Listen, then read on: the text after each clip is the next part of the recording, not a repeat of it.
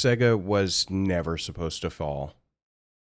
In the pantheon of video game history, Sega wasn't just a player, they were a force.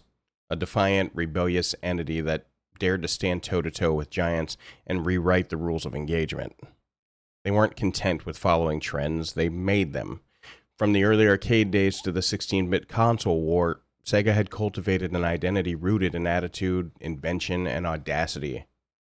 Their systems didn't just play games, they told you who you were. You either had a Nintendo or you had Edge. For the first time, that Edge felt like the future. But the story of Sega isn't just a tale of innovation, it's a story of risk, unrelenting, uncompromising risk. The kind of risk that, when successful, defines legacies. And when it fails, it rewrites them. While many celebrate risk-taking in the gaming industry, and rightly so, it's important to recognize that not every gamble ends in triumph. Sometimes risk is a fire. It warns you. It lights the way, but it can also burn your house down. Sega, for all its brilliance and boldness, ended up caught in its own blaze. But to tell the story properly, we have to start before the fall. Before the Dreamcast gasped its last breath, before the final games were pressed to disc, and before Sonic became a guest star in someone else's console, we have to go back to when Sega was rising. To the split between Sega of Japan and Sega of America. To the culture clash that quietly split the company in two even when their consoles were flying off the shelves. We have to revisit the choices. Now, some were visionary, but others were fatal, and that brought them to the edge. Make no mistake, though, this is not a mockery of Sega's downfall. It's quite the opposite, actually. It's a requiem for one of the most creative companies in gaming's history. It's a close look at a publisher that dreamed bigger than the market could handle. And it's a warning. Because as much as we champion creativity and scream for innovation, there's a quiet truth lingering in the shadows of Sega's legacy. Even the boldest ideas can be crushed by bad timing, poor communication, or just sheer bad luck. The irony, of course, is that Sega was often right. They pioneered online console play with the Dreamcast before Xbox Live was even a whisper. They explored motion controls before the Wii. They took wild swings at peripherals, unique game mechanics, even the kind of weird experimental titles we now praise indie studios for. In another timeline, Sega could have been the company we look to today for innovation. But this timeline wasn't kind. And once the collapse began, it wasn't a clean break, it was a slow erosion of faith. Retailers stopped ordering units, developers hesitated to commit, internal teams lost direction. Even fans, those who grew up believing Sega was the cooler choice, kind of began shifting away. With every failed launch and internal disagreement, Sega slipped further from the top of the industry and closer to something no one saw coming. Third-party status. A software developer for the very consoles they once fought against. To some, that transition is just business, a shift in strategy. But for those who lived through it, the kids who opened a Saturn on Christmas morning, the teens who stayed up late at night in Dreamcast chat rooms, the developers who poured their lives into hardware that would vanish, it was the death of a giant. It marked the end of an era where Sega's name meant power, invention, and promise of something wild just around the corner. Today, we often cheer when developers take these risks, and we should. Make no mistake, we really, really should, especially now. But let Sega's story serve as a quiet whisper in that applause. Risk is not a promise. Sometimes it leads to success, and other times it leads to a cautionary tale. This is that tale. This is the story how Sega bet it all and lost more than just a console war. They lost the crown.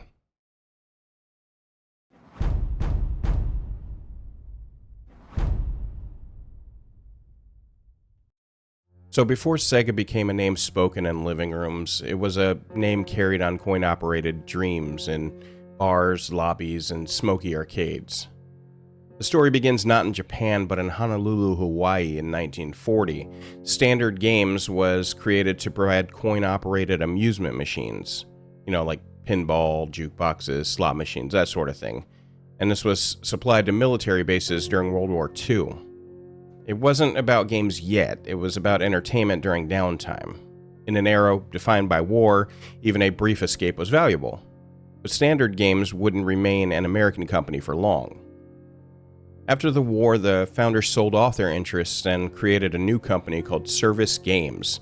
This time it was stationed in Tokyo. The name itself was born from their original purpose, servicing games for the US military. It was the earliest form of what would become Sega. In the 1950s, Service Games distributed jukeboxes and slot machines to American military bases throughout Asia. The market was steady, if unspectacular, but change was on the horizon. In 1960, after Japan cracked down on gambling, Service Games merged with a competitor called Rosen Enterprises, which specialized in photo booths and arcade machines. Now, this merger was a turning point. The new company became Sega Enterprises Ltd., and the vision began to shift.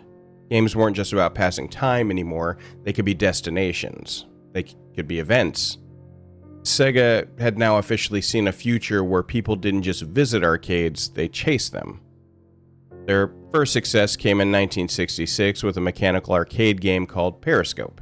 It was a naval battle simulator with lights, sounds, and immersive visuals.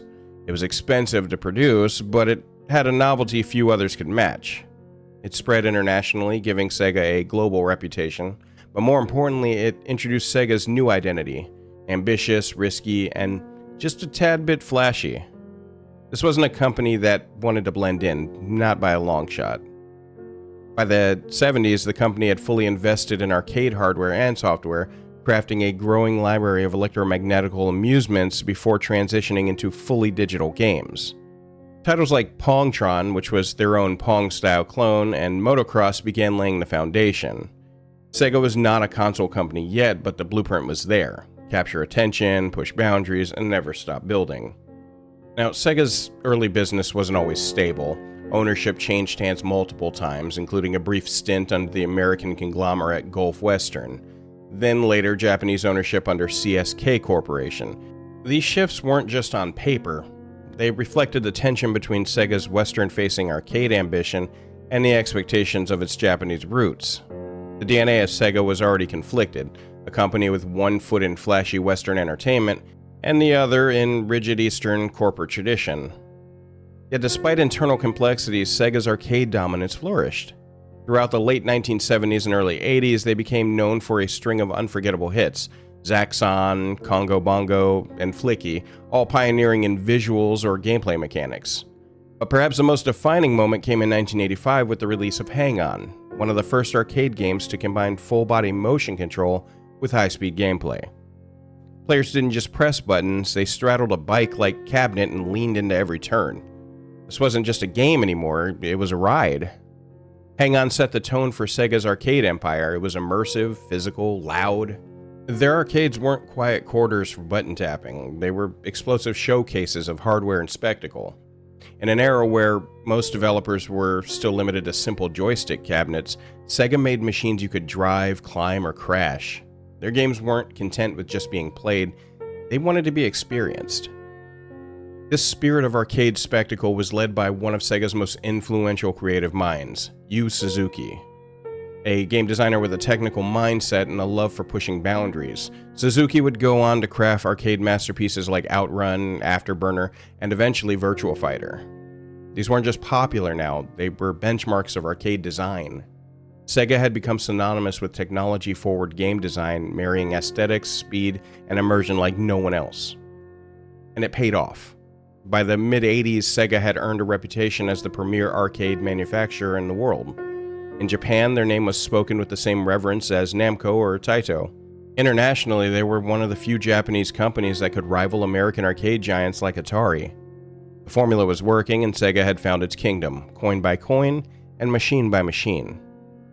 But there was another kingdom rising. In homes across America and Japan, consoles were beginning to take root. Nintendo's Famicom was a force in Japan. In America, it was about to become the NES, a name that would dominate an entire generation. The arcade wasn't dead, but the writing was on the wall. The war for the living room was coming. And Sega really was not going to sit this one out. As they prepared to leap from arcades to consoles, they brought all the boldness with them. Their console vision would be loud, fast, deeply entrenched in their arcade roots. But the console space was not the arcade. It was slower, more patient, more political. It required consistency, long-term planning, global coordination. Sega was used to building machines, but now they had to build an identity that could live in your home and compete with a lot of titans. Before the Genesis, before the Saturn, before the Dreamcast, there was a company defined by motion, spectacle, and unrelenting thirst to impress. Sega didn't stumble into the console race. They ran headfirst into it, powered by the confidence of the company that had already conquered arcades. What they didn't know, though, is that the rules were about to change just a little bit. So on July 15, 1983, Sega officially entered the home console race with the SG-1000. It released in Japan on the exact same day as Nintendo's Famicom. The timing was no accident. Sega wanted in. But despite its arcade pedigree and ambitions, the SG-1000 was outdated almost the moment it hit the shelves. Its hardware was limited, its library was sparse, and it simply couldn't compete with the brighter, more colorful Famicom games that were quickly taking over Japan's youth. Nintendo's Famicom wasn't just a toy, it was a revolution. Its games were tighter, its branding stronger, and its appeal was broader. Developers flocked to it, retailers embraced it, kids loved it. And as Nintendo surged forward with characters like Mario and Zelda, Sega's SG-1000 felt like a quiet shadow. Even though Sega would reiterate with the SG-1000 and the Sega Mark III, they were still just chasing, not leading. But Sega wasn't ready to give up. They knew they had the arcade experience to make games pop. What they needed was hardware to match, and a strategy to push back against Nintendo's iron grip. In 1985, Sega released the Master System, essentially a refined version of the Mark III, now redesigned for international markets. It boasted better specs than the NES on paper, more colors, more sprites, and even optional 3D glasses and a light gun. It was sleek, it was stylish, and it had heart. But it still wasn't enough. Nintendo's dominance came not just from hardware, but from control. In Japan and North America, Nintendo had already locked third-party developers into exclusive contracts. If you developed for Nintendo, you couldn't legally release your game on another system. That meant Sega couldn't really court the big names, Konami, Capcom, Squaresoft. They were all off limits. And so Sega had to rely almost entirely on its own internal developers to create compelling software.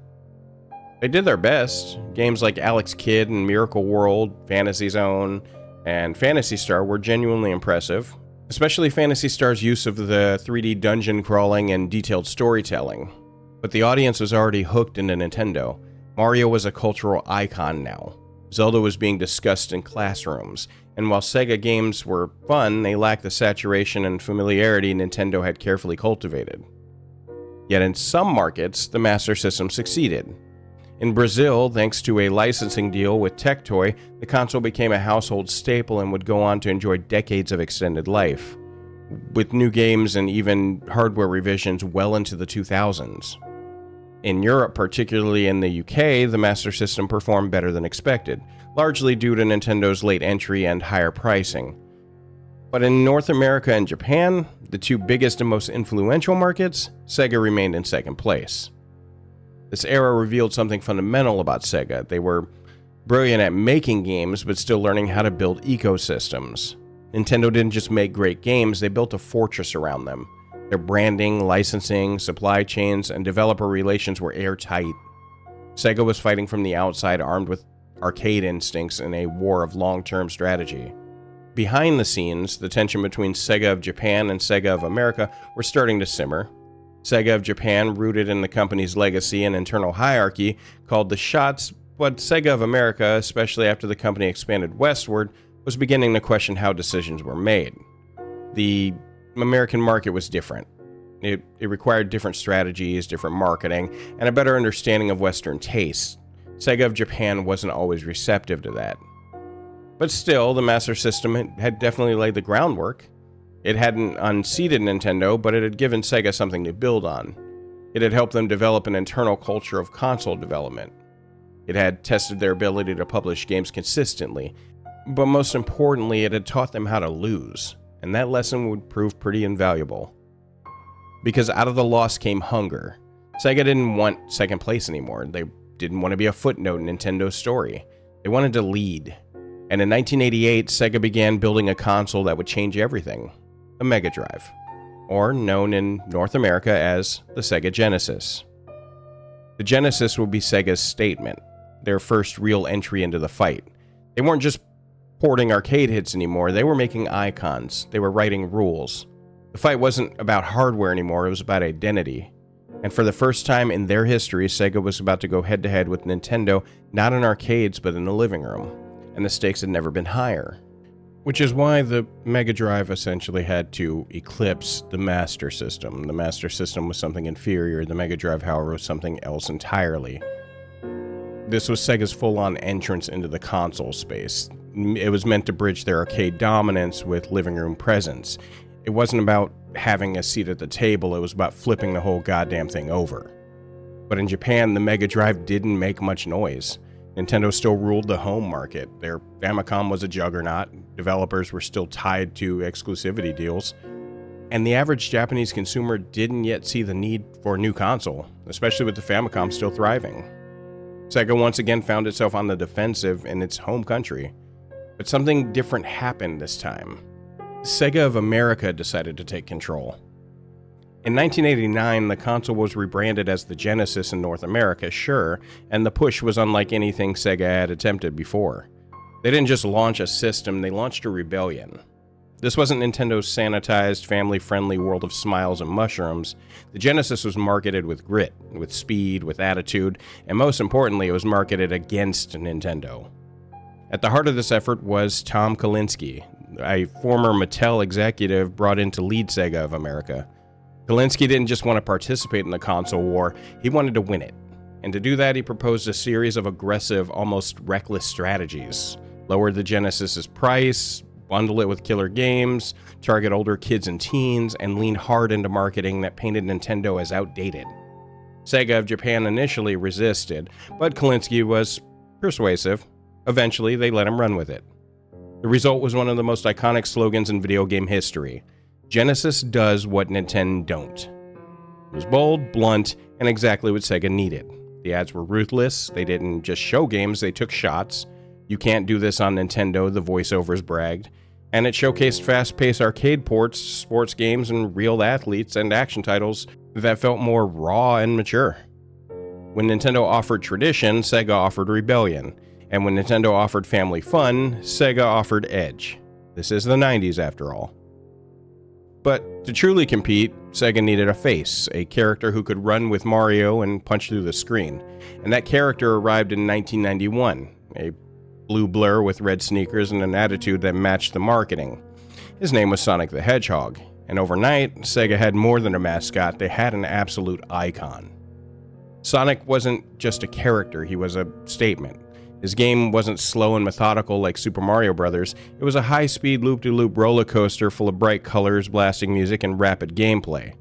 The fact that Sonic came bundled with the Genesis turned millions of new players into instant fans.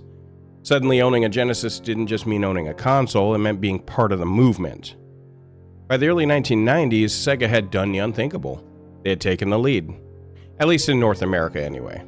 Market share began to tilt in their favor. For a brief but glorious period, Sega was outselling Nintendo in the US, something almost no one thought possible a few years prior. It was the result of a perfect storm: aggressive marketing, competitive pricing, a strong arcade pipeline, and a character that resonated with the new generation. They leaned into what they did best, arcade-style games, speed, and spectacle, and brought that to the living room in a way no one else was doing. The Genesis library grew with titles like Streets of Rage, Shinobi, Altered Beast, and Golden Axe. Sports fans flocked to Sega for Madden NFL, NBA Jam, and Joe Montana football.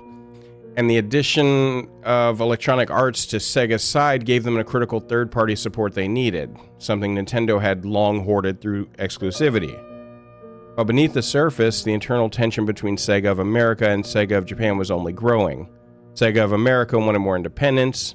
They understood the Western market and had proven their instincts were sound. Sega of Japan, however, remained cautious and territorial, often pulling rank on creative or strategic decisions. This power struggle wouldn't fully explode until years later, but its roots were already dug in during the Genesis years. Still, none of that mattered in the moment. Sega was winning. They had shaken the industry, rattled Nintendo, and cultivated a loyal fan base that believed in the Genesis as a console of the future. They weren't a joke. They weren't an underdog. They were a leader. This was Sega at their peak. But the thing about peaks is they don't last forever. Even as the Genesis soared, the next generation of consoles were already approaching.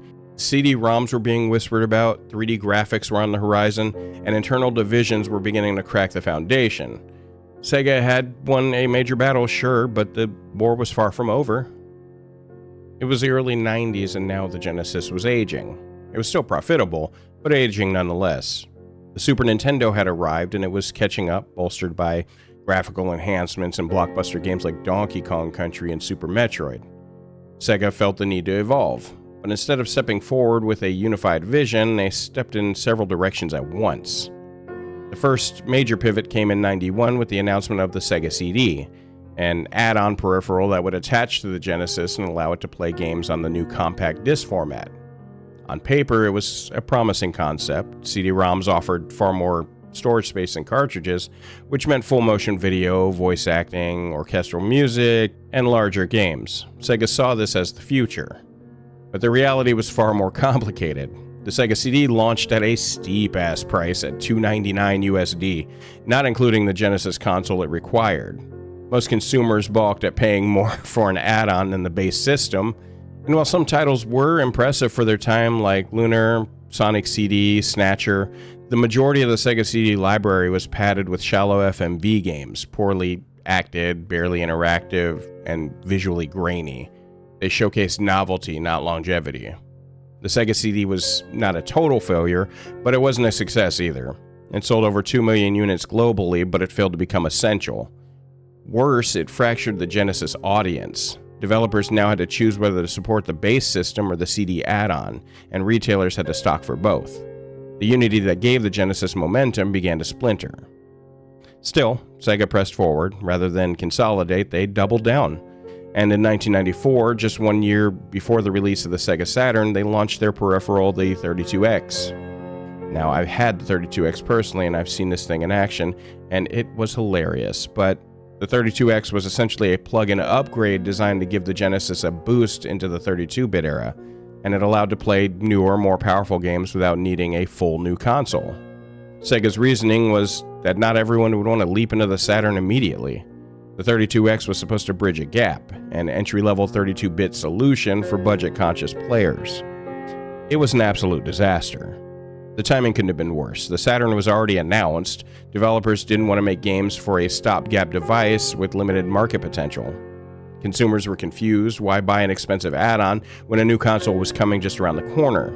The 32X's library was thin, rushed, and filled with ports that failed to showcase its power. Virtua Fighter, Doom, Knuckles, Chaotix were all highlights, but they weren't enough to justify the price or the hassle. Even worse, Sega's messaging was incoherent. From the outside, the brand seemed to be cannibalizing itself. You had the Genesis, the Sega CD, the 32X, the Nomad, the Game Gear, and the Saturn looming around the corner. It became increasingly difficult for even dedicated fans to understand what Sega wanted them to buy, or why.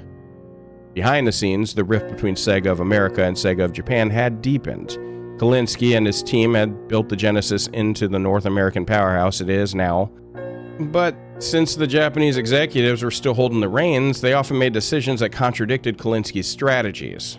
The 32X, for example, was greenlit by Japan despite Kalinske's objections. He knew it would confuse the market, he warned it would hurt Saturn sales, but he was overruled. The result was brand erosion. Consumers began to lose faith in Sega, retailers didn't know which device to prioritize, developers grew hesitant to invest in platforms with unclear futures.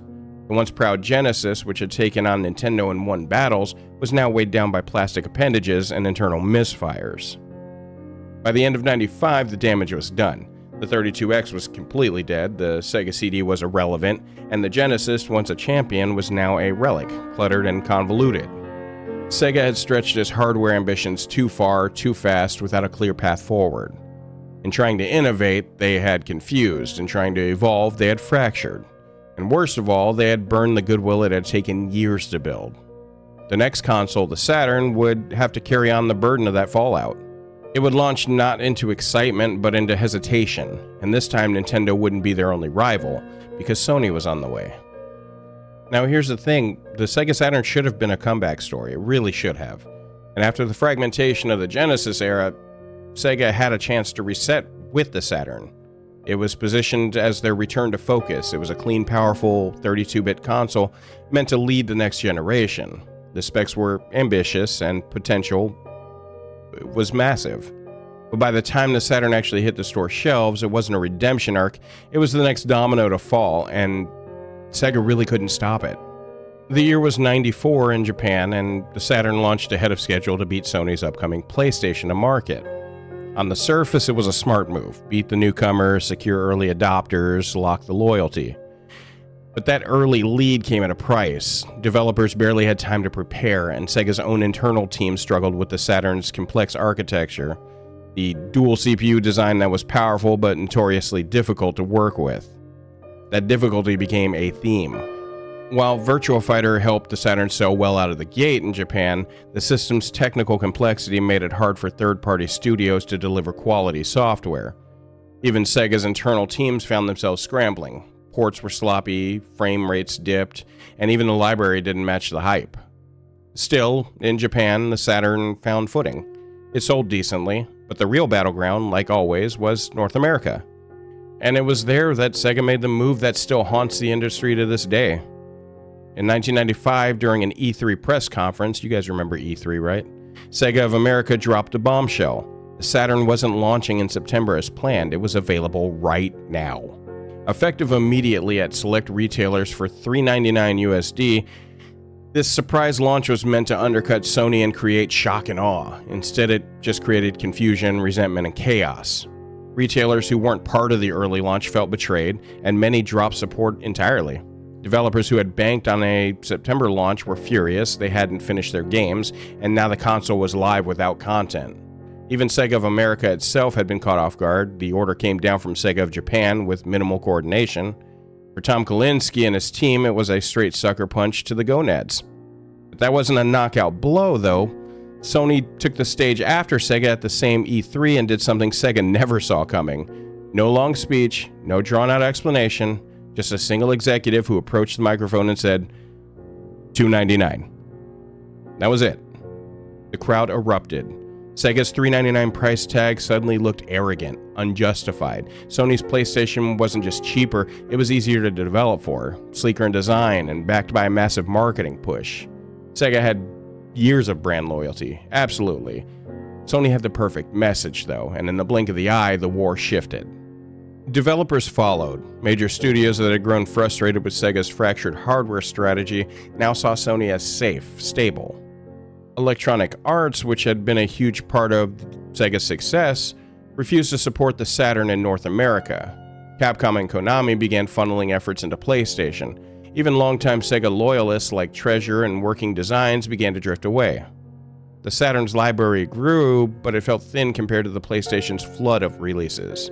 Sony had third-party support, Sega had scattered brilliance. For every Panzer Dragoon saga or Shining Force 3, there was long gaps of nothing. Gamers who had trusted Sega during the Genesis years now looked to the PlayStation, not out of betrayal or anything like that, but out of necessity. And behind the scenes, the cracks were becoming craters. The relationship between Sega of America and Sega of Japan had reached a boiling point. Kalinske was sidelined, then he left the company.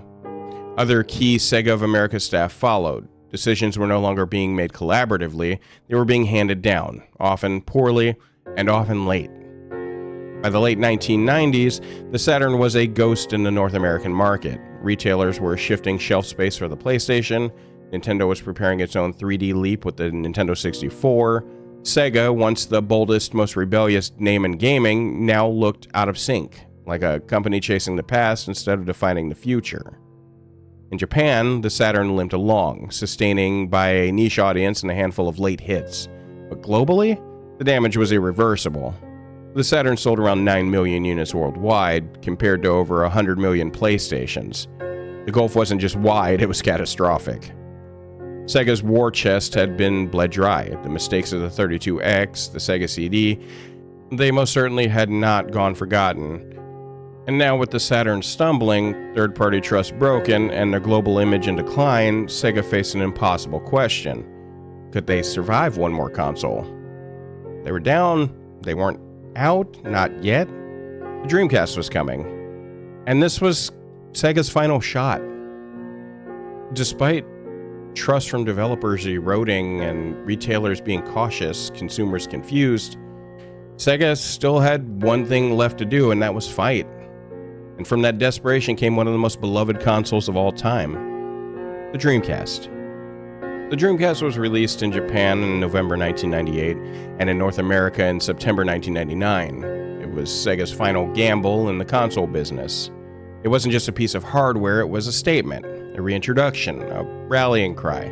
The Dreamcast wasn't weighed down by add-ons or mixed messaging. It was clean, fast, and shockingly ahead of its time.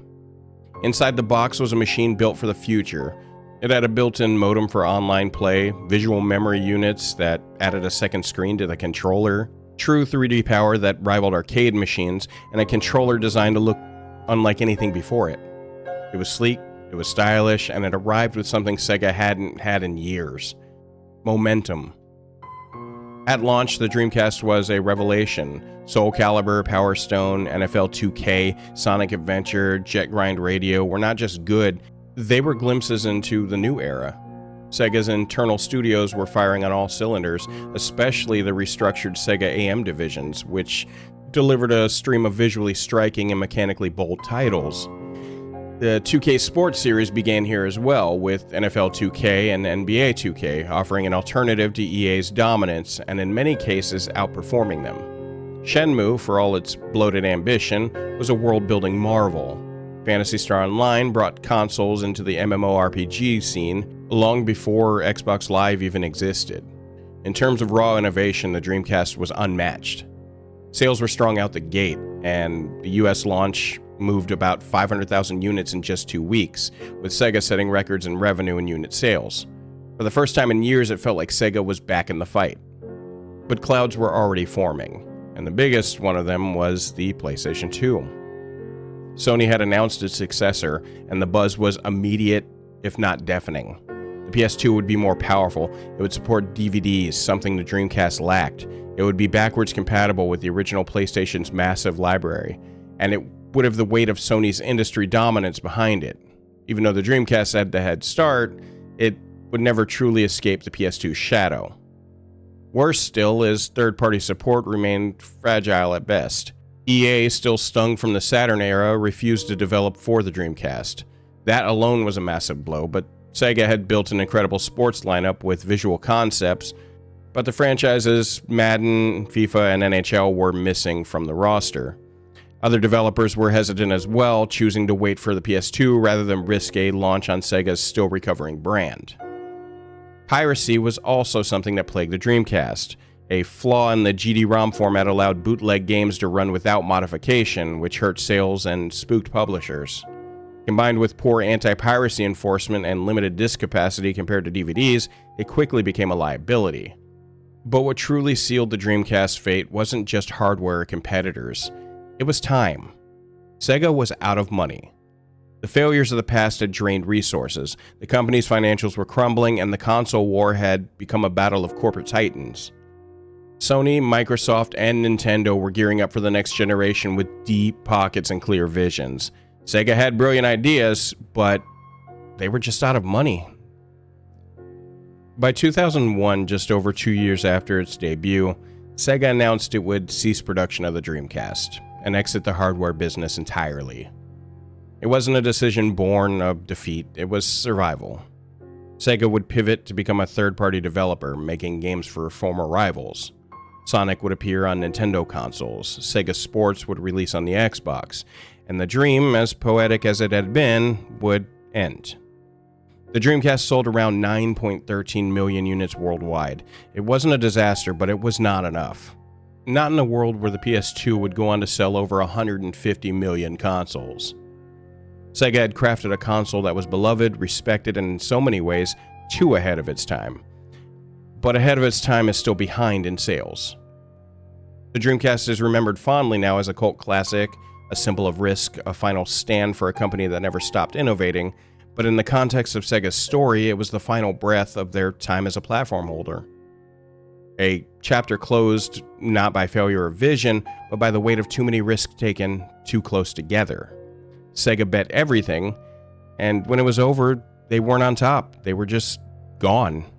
When the final Dreamcast rolled off the production line in early 2001, Sega wasn't just exiting the hardware business, it was closing the door on an identity it had built for the last 2 decades.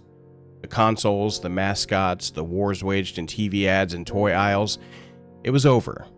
The company that had once told you what Nintendo didn't do was now making games for Nintendo systems. It was a quiet exit, no explosion, no ceremony, just a press release, a restructuring, and the reality that one of gaming's loudest voices had fallen silent in a hardware era. Sega restructured quickly, reorganizing itself into a third-party software developer. Their IPs still held value, sure. Sonic, Virtua Fighter, Crazy Taxi, Jet Set Radio, Yakuza, all of them still had weight. And now, freed from hardware responsibility, Sega could focus entirely on the games. It was a clean slate, but it did not feel like a victory. Sonic the Hedgehog was the most visible symbol of the shift. It was once the face of Sega's dominance. Sonic's multi-platform steps were uneven. Sonic Heroes and Shadow the Hedgehog lacked the tight focus of its 2D roots.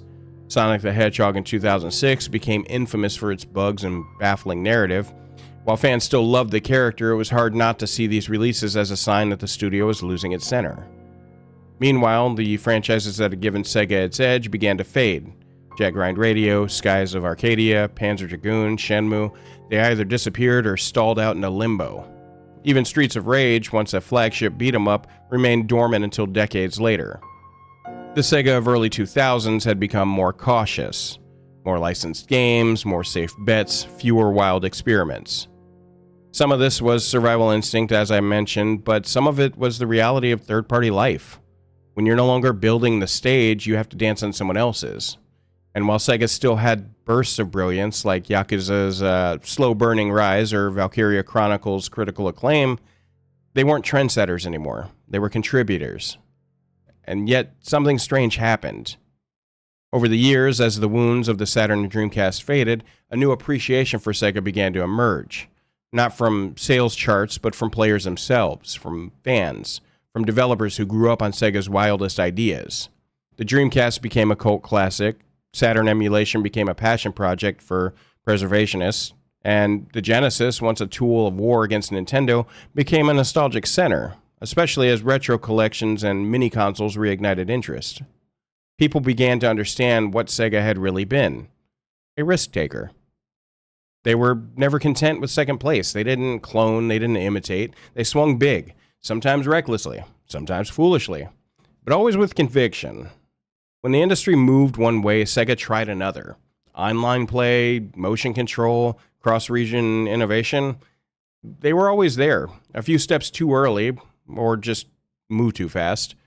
But that's the tragedy as well. They weren't wrong, they were just unlucky, just fractured, just really human. In today's industry, where sequels are safe and innovation often comes only in indie corners, the story of Sega feels more relevant. We ask why companies don't take risks, why IPs are so rare, why every game feels the same. But Sega's tale reminds us, risk is not romantic when you lose. Risk has a price, and Sega paid it in full. They were the first to do many things, but not the last to survive. Now Sega exists in a quieter form, a legacy company, a vault of properties, ideas, and characters that still mean something, just from a different vantage point. They are no longer rebels on a hill. They're part of a system. They're collaborators, partners, occasionally brilliant, occasionally forgotten. And yet the dream never quite dies. Every few years, a new Sega project sparks an old flame, a revival of an IP, a surprise success, a nod to the past. And for a moment, fans remember what it was like when Sega was fighting, when they weren't safe, when they weren't afraid to fail. This was never a story about stupidity in the end. This was a story of ambition without restraint, of courage without coordination, and of a company that flew too close to the sun, not out of arrogance, but out of belief. Belief that they could be more. And for a time they were. They were Sega. And even now, in a world ruled by titans who rarely take a step off a script, we need Sega's ghost more than ever, really. Not to lead, but to kind of remind us of the cost. Look, this isn't a story about a company. It's a story about a vision. It's about a risk. It's about the brutal truth of being first, but not always being remembered for the right reasons. For every Dreamcast that lit up living rooms, there was a boardroom misstep that dimmed the future. For every innovation, a price was paid in market share, in trust, or in legacy. But here's the thing, Sega mattered, and it still does. But not because it won some great and grand console war. It matters because they dared to do things. And in a sea of live service, remake, remastered, tournament edition versions of games, it's just something we need to take a look back and remember that sometimes risks are okay.